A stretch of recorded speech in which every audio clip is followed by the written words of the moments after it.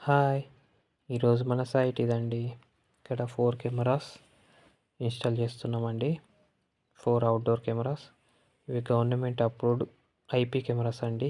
ఎస్టీక్యూసీ model. లోనికి cable access కోసం drill వేసి కేబుల్‌కి స్టార్ట్ చేశామండి.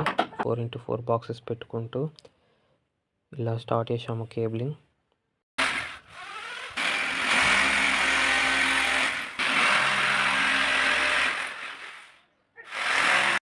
ఇక్కడ మనకు 2 కెమెరాస్ యాడ్ అవుతాయండి.